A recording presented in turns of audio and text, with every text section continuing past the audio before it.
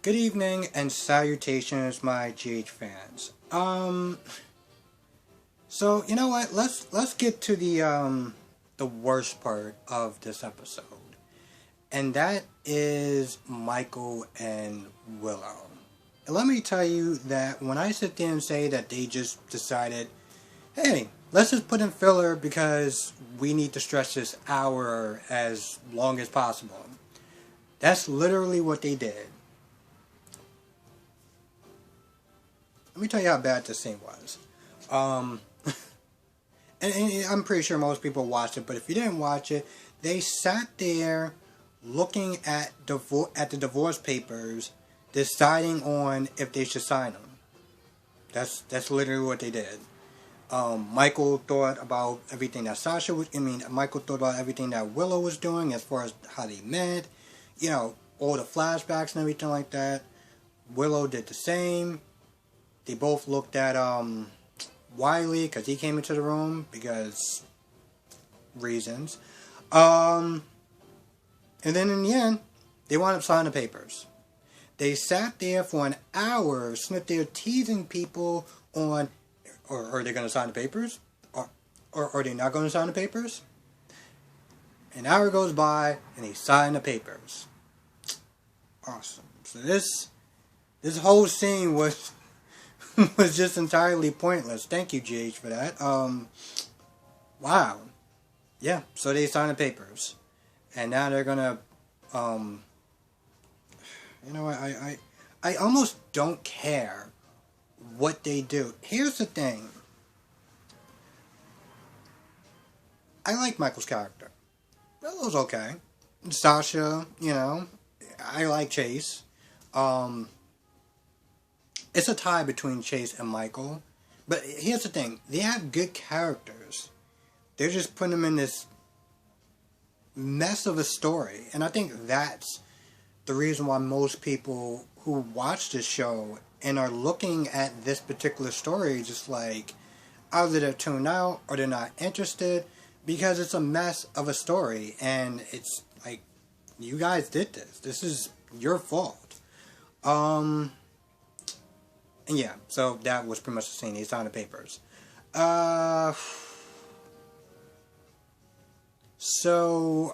Sonny pretty much is working through the night. He's not sleeping. He's pretty much just finding everything to do that can be done as far as fixing tables and washing tables and just anything he can do. Lenny walks in and Lenny's like, so, like, what time did you wake up? When you didn't sleep? So at this point, Lenny calls Phyllis, and they're talking, and finally, Phyllis is like, you know what? He might have, like, bipolar, you know? He might have a condition that, he doesn't know about before his accident. And she realizes finally is bipolar. And this is one of the symptoms, the highs, the moving around and constantly doing stuff and constantly trying to find stuff to fix or whatever. This is what's going on. So at some point, Sonny goes into the back room or whatever for some odd reason.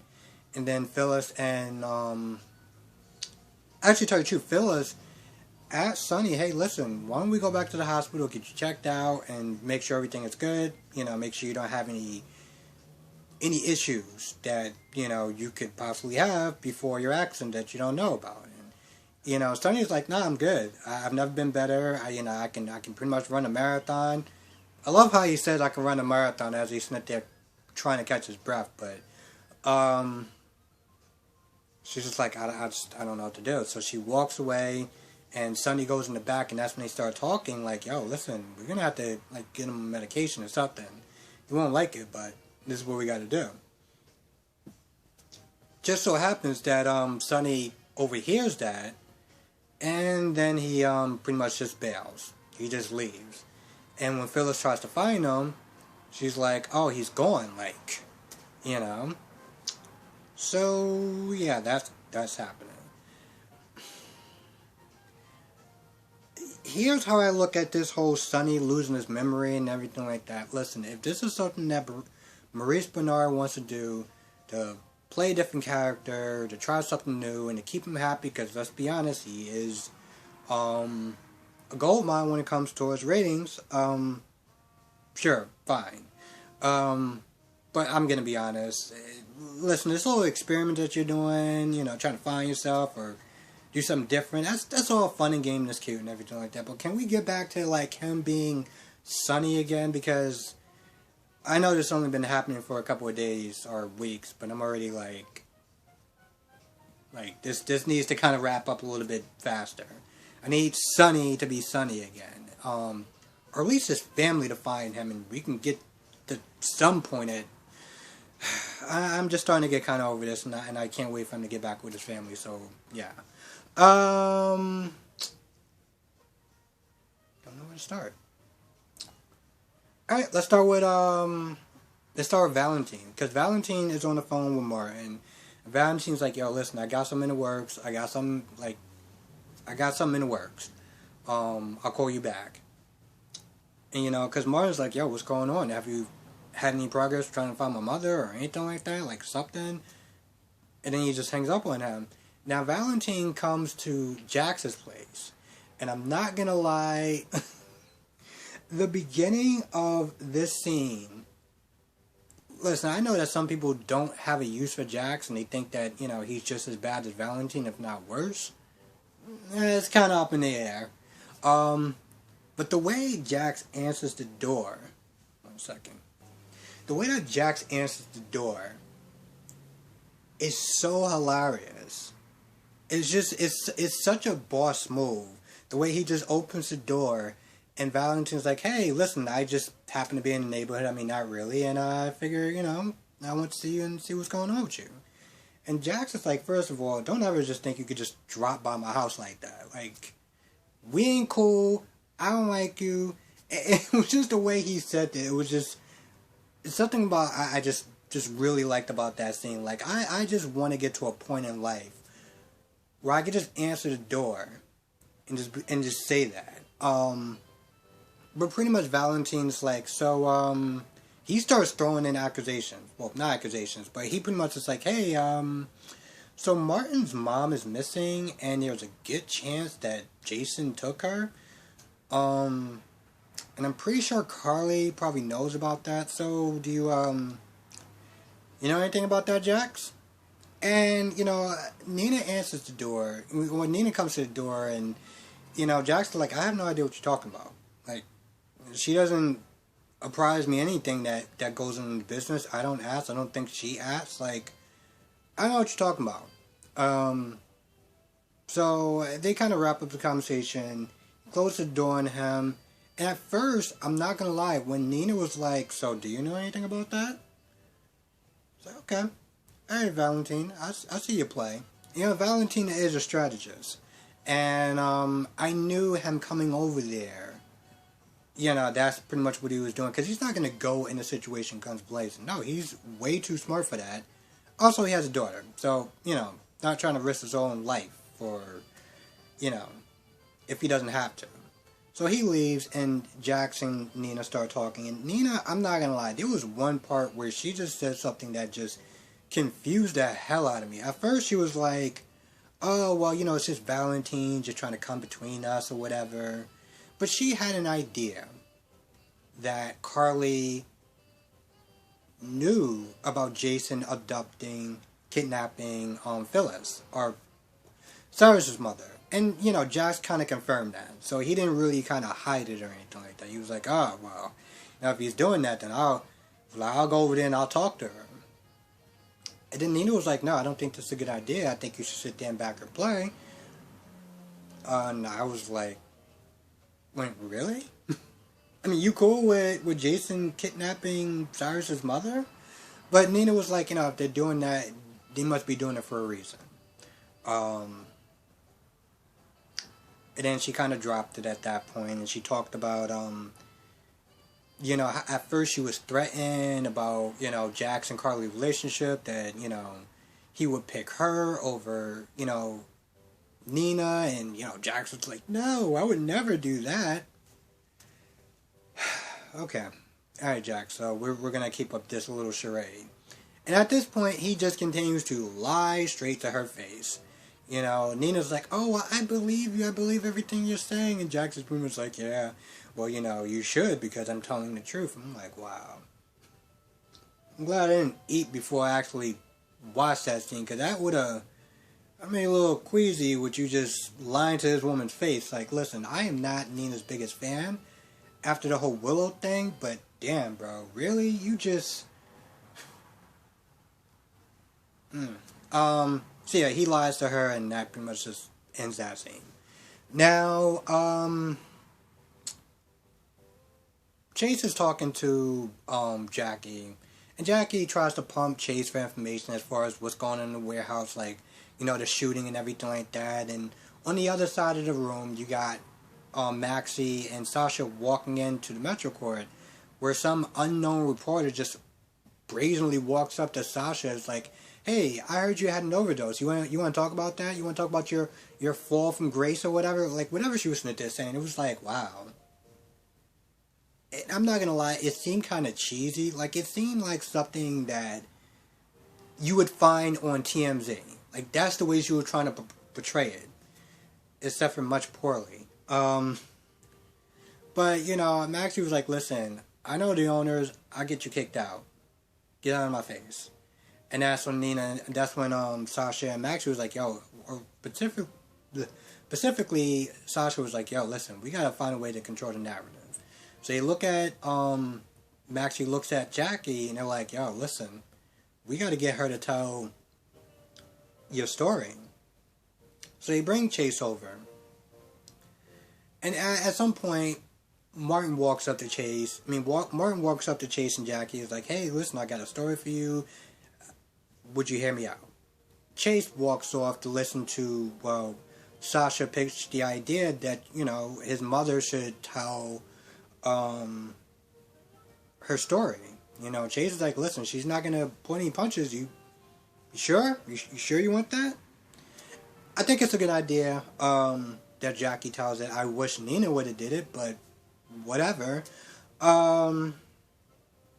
And this is when Martin's like, hey, listen, my mother's been kidnapped, and, my brother is Cyrus. So that's what gets Jackie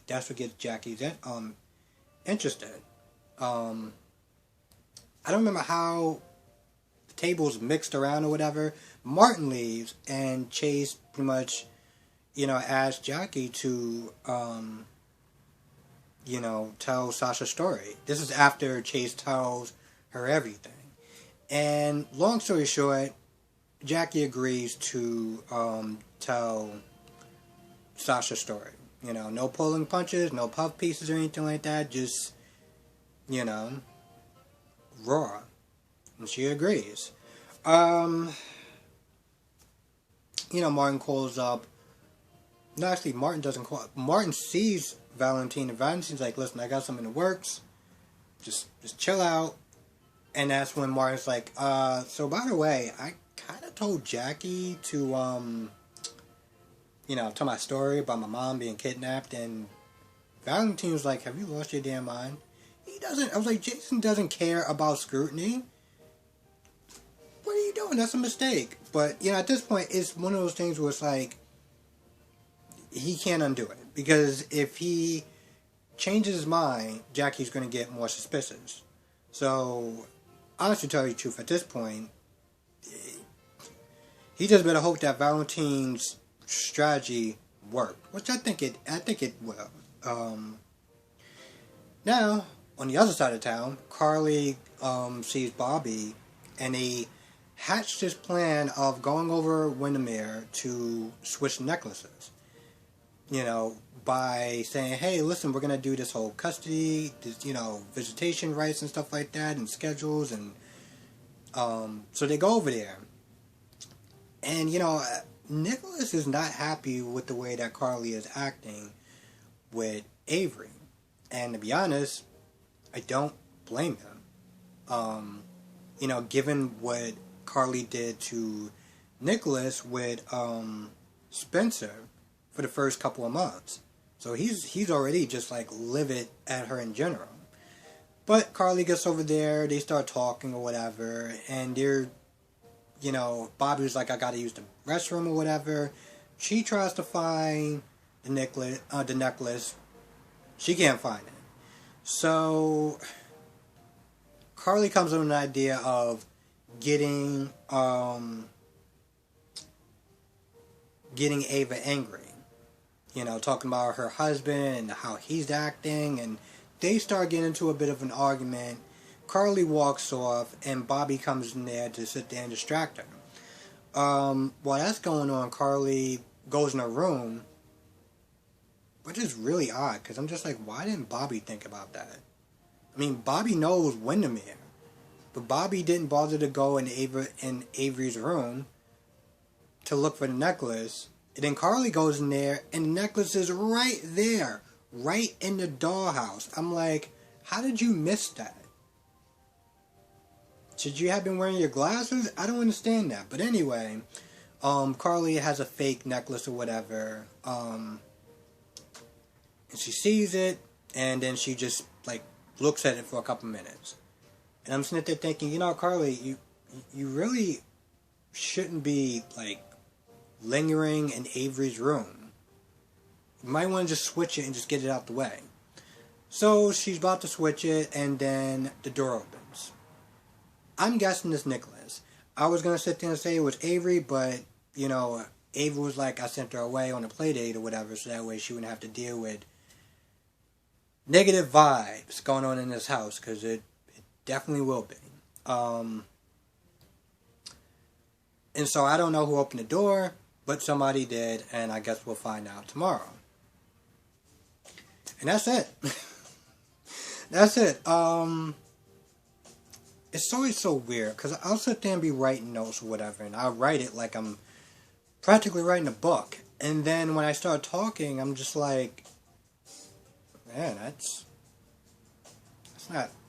not 30 minutes long. That's like 12, 15 minutes at the most. More just because I'm just talking about my thoughts on it.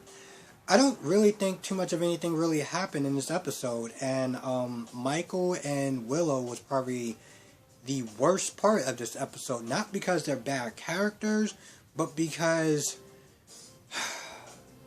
they didn't do anything.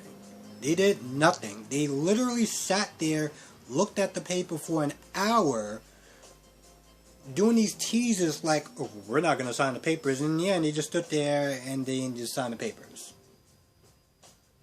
It signed the papers. It was like, alright, cool. So, thank you for, like, wasting everyone's time. That's...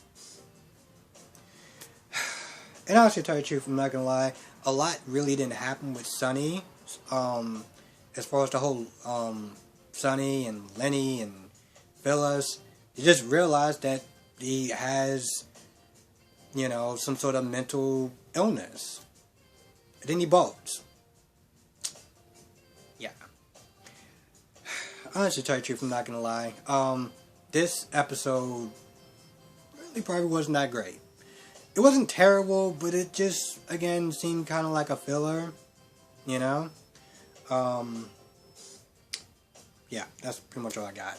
Anyway, thank you for watching. Let me know what your thoughts are on this episode. And, yeah. I'll catch everyone in the next review.